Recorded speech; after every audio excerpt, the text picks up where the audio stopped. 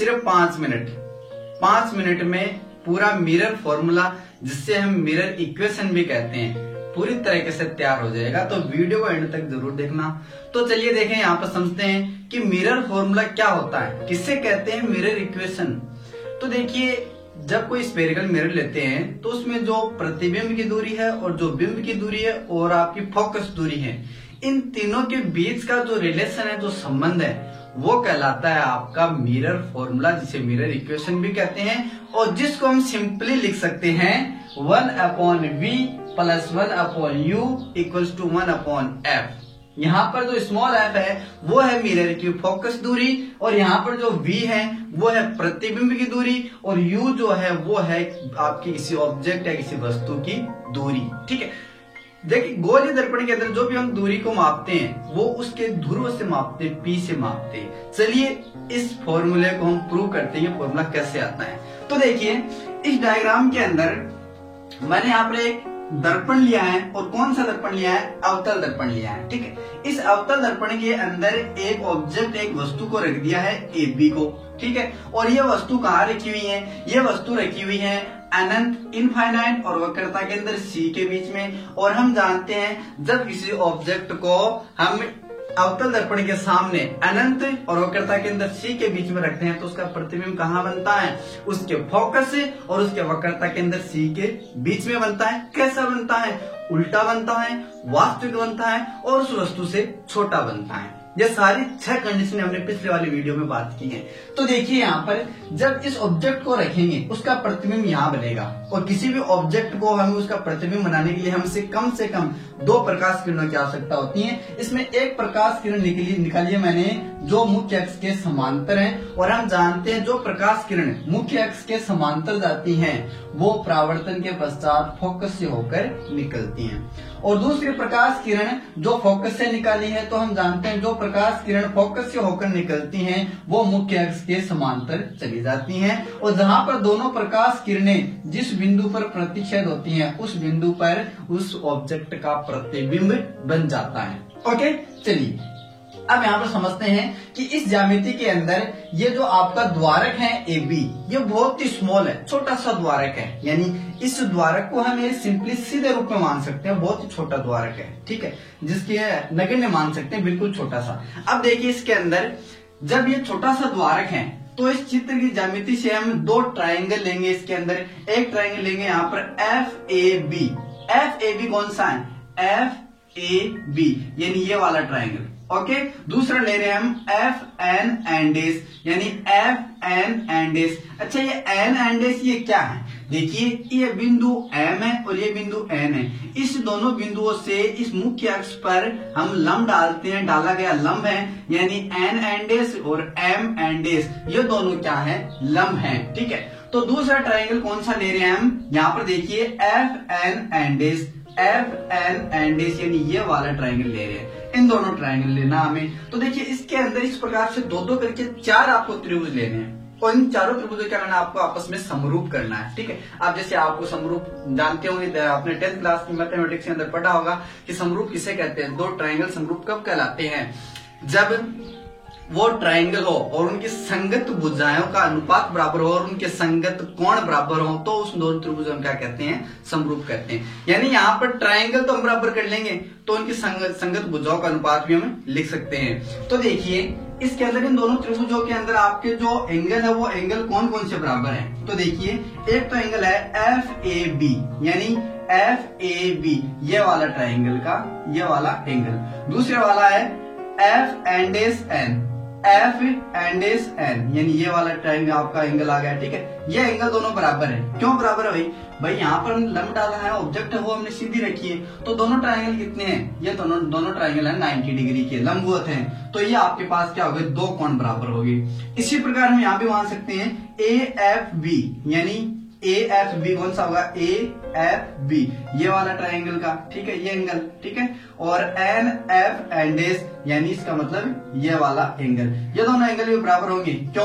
क्योंकि ये दोनों क्या है? शीर्षाभिमुख कोण है, तो ये भी क्या हो जाएंगे? बराबर हो जाएंगे। तो 2 एंगल हमारे पास बराबर हो गए। और हम जानते हैं कि किसी भी ट्राइंगल के अंदर 2 एंगल आपके बराबर है तो तीसरा भी ऑटोमेटिक बराबर हो जाएगा।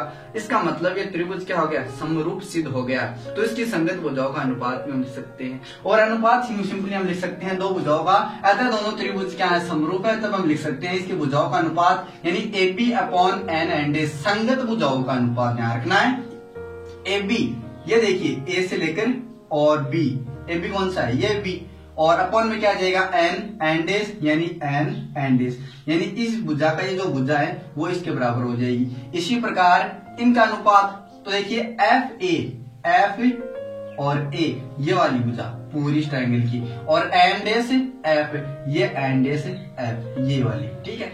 तो ये दो भुजाओं का अनुपात जो क्या हो गया, बराबर हो गया, सिंपली हम लिख सकते हैं, ठीक है। आगे बढ़ेंगे, इससे पहले यहां समझिए आप, देखिए पी ए क्या है, यहां से देखिए P से लेकर A तक है, ये क्या है, पूरी दूरी। मैं ये कह दूं ये पूरी दूरी जो है वो बिंब की दूरी है, किसी ऑब्जेक्ट की वस्तु की दूरी है, ठीक है।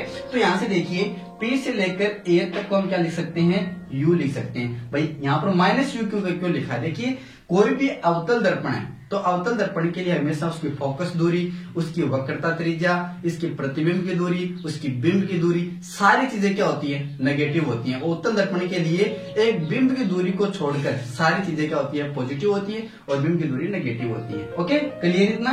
चलिए, तो यहां से हम PA ये क्या है, बिंब की दूरी, जिसे हम U से लिख देंगे तो हम अवतल दर्पण के लिए माइनस का साइन काम लेते हैं, तो माइनस U, या फिर इसको लिख सकते हैं एन डेस A, या फिर चाहे PA लिख दो चाहे एन डेस A लिख दो। क्यों, मैंने कहा है कि अभी कहा है कि द्वारक जो है वो बहुत ही छोटा है, और द्वारक छोटा है तो हम इस एन डेस बिंदु को P के नजदीक मान सकते हैं। क्लियर इतना।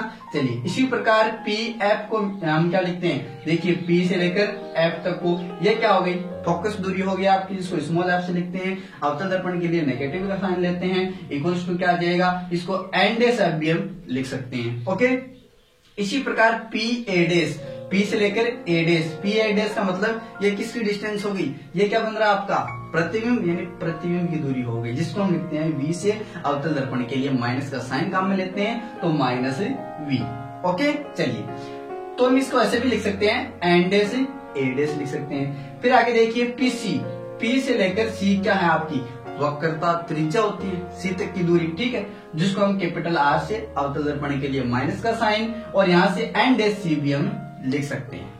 क्लियर इतना। आपको क्या करना है, दो ट्राइंगल लेने हैं, सबसे पहले इन दोनों को समरूप करना है, समरूप कर दिया, संगत भुजाओं का अनुपात लिखना है, 10th क्लास में आपको जाना होगा, ठीक है। इसी प्रकार हम पुनः चित्र से देखिए इसको, एन एंड डेस, ये एन जो एंड डेस है वो किसके इक्वल है, मैं ये कह दूं क्या, ये A डेस और B डेस के इक्वल है। तो एन एंड डेस को मैं क्या लिख सकता हूं, मैं A डेस B डेस लिख सकता हूं। तो आपको इस एन एंड डेस की जगह क्या लिखना है, A डेस B डेस लिखना है। तो सिंपली मैं यहाँ पे इसकी जगह लिख दिया A डेस और B डेस, और इसको दे देता हूं मैं इक्वेशन नंबर 1, ठीक है। अब आपने ये जो काम किया है इतना, ये सारा काम आगे करना है सेम टू सेम। अब आपको वापस यहाँ पर दो ट्राइंगल लेने हैं, एक तो लेना है M एंड डेस F, देखिए M एंड डेस F, ये वाला ट्रायंगल हो गया क्या, ठीक है। दूसरे वाले इसके सामने वाला, यानी ये छोटे वाला जो आपको दिख रहा है, F A डेस और B डेस, ये वाला लेना है। तो A days B days F, ये दो ट्रायंगल लेना है आपके पास, इनको लेना है। मेरे को वापस से आपको क्या करना है, एंगल जो इक्वल करने हैं, तो इसको डायरेक्टली मैं यहाँ पर समझा देता हूँ। इसके एंगल जो वो दो बराबर है, कौन कौन सी है, एक तो देखिए लंबवत है तो ये 90 डिग्री का है। दूसरी बात यहाँ से देखिए,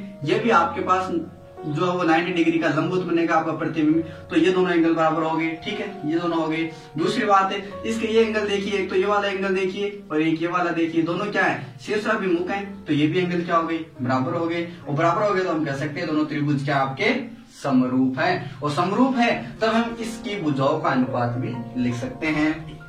तो हम इसकी भुजाओं का अनुपात लिख सकते हैं M एंड डेस, ध्यान से देखिए M एंड डेस ये इक्वल्स टू हो जाएगी, यानी जो आपके अनुपात पर आप लिखिए M एंड डेस अपॉन लिख सकते हैं हम A डेस B डेस, यानी ये जो है इनका अनुपात इक्वल होगा किसके, एन डेस F, ठीक है, और अपॉन में क्या आ जाएगा F A डेस, यानी इस वाले त्रिभुज की वाली और इस वाले त्रिभुज की भुजा, ये दोनों क्या हो गई। इस जगह आपको डायग्राम थोड़ा बड़ा बना के ध्यान से समझ लेना है। यहाँ से काफी ज्यादा लाइनें मैंने यहाँ पे खींच दिया, तो शायद सही समझ नहीं आ रहा होगा, वीडियो को रिवर्स करके वापस समझ लेना। ओके चलिए, अब यहाँ से देखिए, यहाँ पर हमने काम किया था, इस एन एंड डेस की जगह ए डेस बी डेस लिखा था। अब यहाँ से देखिए एम एंड डेस, यहाँ से देखिए एम एंड डेस, ये जो दूरी है वो मैं कह दूं इस दूरी के बराबर है।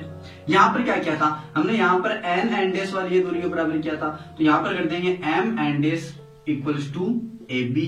ठीक, तो यहां से लिख दिए M and dash equals to A B. ठीक है, और हम इसमें इस ए डेस बी डेस या सॉरी एम एंड डेस, इस एम एंड डेस की जगह क्या लिख देंगे, हम ए बी लिख देंगे। तो A B upon A dash B dash equals to, ये हमारे पास आ गई इक्वेशन नंबर 2। इक्वेशन 1 व 2 को देखिए भाई, इक्वेशन 1 जो है वो भी A B upon A dash B dash, और इक्वेशन 2 है वो भी A B upon A dash B dash से इक्वल है। तो इसके ये दोनों मान भी क्या हो जाएगी, इक्वल हो जाएगी। तो ये दोनों मान क्या कर दिए, इक्वल कर दिए मैंने। ठीक है, अब यहाँ से थोड़ी सी समझने वाली बात है, एफ ए, इसको मैं क्या लिख सकता हूँ, ध्यान से देखिए, एफ ए, यहाँ है एफ और ये है ए। ठीक है, ये एफ ए है क्या, इस एफ ए को मैं लिख दूं कि ये एन डेस से लेकर ए है, एन डेस से लेकर ए है, और इसमें से माइनस कर दूं मैं एन डेस एफ वाली, तो यही बच जाएगी। ठीक, जैसे एफ ए है तो एफ ए मैं क्या लिख सकता हूँ, यहाँ से देखिए एन डेस ए में से एन डेस ए ये पूरी होगी, इस पूरी में से मैं ये घटा दूं एन डेस एफ, तो हमारे पास क्या बच जाएगी, एफ ए। तो ये एफ ए तो लिख सकते हैं, तो इसको हम इस प्रकार भी लिख सकते हैं। अपॉन में क्या है, एन डेस एफ ही है, इक्वल्स टू ऊपर क्या एन डेस एफ है, और अपॉन में देखिए एफ ए डेस को भी क्या लिख सकते हैं हम, एफ, और ये क्या है ए डेस। तो वही काम करना है, एन डेस ए डेस में से घटाना है आपको क्या, एन डेस एफ। यहां से देखिए आप, एन डेस ए डेस में से घटाना है एन डेस एफ। ओके क्लियर इतना। चलिए अब इसमें सारे मान जो हम पुट कर देंगे, ध्यान से समझेंगे। एन डेस ए क्या है, देखो मैं थोड़ा थोड़ा इसको मिटा लेता हूं ताकि आपको सही ढंग से दिख जाए। ठीक है, ये एन डेस था। अब यहां से देखिए एन डेस ए क्या है, एन डेस ये है, और आपका क्या है ए यह है, एन डेस से लेकर ए, ये पूरी दूरी जो है वो क्या है, वो मैं कह दूं आपके पास यू है, यानी बिंब की दूरी है, तो यू लिख दिया। ठीक है, और इसके लिए क्या आएगा, अवतल दर्पण के लिए माइनस का साइन, तो क्या लिख दिया माइनस यू। ठीक है, आगे देखिए माइनस है, और यहां से देखिए एन डेस एफ क्या है, एन डेस एफ ये इतना क्या है, ये है स्मॉल एफ, क्या है आपकी फोकस दूरी है, यह फोकस दूरी हो गई इतनी, तो ये माइनस का साइन पहले से ही है, अवतल दर्पण के लिए माइनस का साइन लगाते हैं तो ये क्या हो जाएगा, प्लस हो जाएगा। अपॉन में एन डेस एफ क्या है, वापस फोकस दूरी माइनस साइन से लिख सकते हैं, एन डेस एफ भी क्या आपकी फोकस दूरी वो लिख सकते हैं। अब यहां से देखिए एन डेस ए डेस क्या है, एन डेस और ए डेस ये क्या है, ये किसकी दूरी है, ये है आपके प्रतिबिंब की दूरी, जिसे हम लिखते हैं वी से। ये दूरी क्या होगी, इतनी प्रतिबिंब की दूरी होगी आपके पास। ठीक है, तो हम इसको लिख सकते हैं माइनस वी, और यहां से देखिए इसके अंदर जो माइनस आ रहा है, माइनस का साइन है यहाँ पर, ये माइनस का साइन आ रहा है, तो माइनस और माइनस इसके साथ आएगा एन डेस एफ। एन डेस एफ क्या आपके पास फोकस दूरी है वही, तो हम इसको लिख सकते हैं माइनस माइनस प्लस हो जाएगा, यानी स्मॉल एफ लिख सकते हैं। ठीक, चलिए अब यहाँ से देखिए इन दोनों क्या करना है, केवल वज्र गुणा करना है, हमारे पास ये टर्म आ जाएगी। इसके अंदर क्या कर सकते हैं हमें कि एफ स्क्वायर से एफ स्क्वायर क्या हो जाएगा, कैंसिल आउट हो जाएगा, केवल ये पार्ट बचेगा हमारे पास। तो ये दोनों माइनस वाले हैं तो उसको उधर भेज देंगे हम। ठीक है, तो उधर भेजेंगे तो हमारे पास इक्वेशन आ जाएगी U F plus V F equals to U V. ठीक है, और जब इस समीकरण के अंदर यू वी एफ, आपकी यूवीएफ का मतलब हो गया बिंब की दूरी, प्रतिबिंब की दूरी, फोकस दूरी। जब इसका भाग लगाएंगे तो यहाँ से इसके अंदर भाग लगाएंगे तो u और f कैंसिल आउट हो जाएगा, केवल क्या बचेगा, v बचेगा। ठीक है, और इसके अंदर देखिए vf, इसके अंदर vf कैंसिल आउट हो जाएंगे, क्या बचेंगे, u बचेगा, केवल u बचेगा, इक्वल्स टू यहाँ से uv कैंसिल आउट हो जाएगा, क्या बचेगा, f बचेगा, तो f आ जाएगा। हमारे पास इक्वेशन आ गई 1/v plus 1/u equals to 1/स्मॉल f। यही होता है आपका दर्पण सूत्र। तो आई होप कि थोड़ा सा मैंने फास्ट बढ़ा दिया है, लेकिन आप वीडियो को पीछे रिवाइज करके वापस ध्यान से समझ सकते हैं। आप अपनी कॉपी के अंदर इस डायग्राम को थोड़ा बड़ा बना ले, सबसे पहले वीडियो चालू करने से पहले आप इसको थोड़ा बड़ा बना ले, और बड़ा बनाने के बाद जैसे जैसे बताऊं वैसे वैसे वीडियो को पॉज करके आराम से समझते जाइए। और एग्जाम में से रिलेटेड बहुत सारे क्वेश्चन आते हैं। नेक्स्ट वीडियो के अंदर इसका मैग्निफिकेशन या आवर्तनता पढ़ेंगे, और साथ ही हम वहां पर आवर्तनता के क्वेश्चन और इस दर्पण के क्वेश्चन भी करेंगे, इस दर्पण की इक्वेशन के आधार पर। तो आई होप कि आपको वीडियो पसंद आया होगा। वीडियो पसंद आया है तो अपने दोस्तों के साथ शेयर करें, लाइक करें। मिलते हैं नेक्स्ट वीडियो में, तब तक के लिए take care and good bye.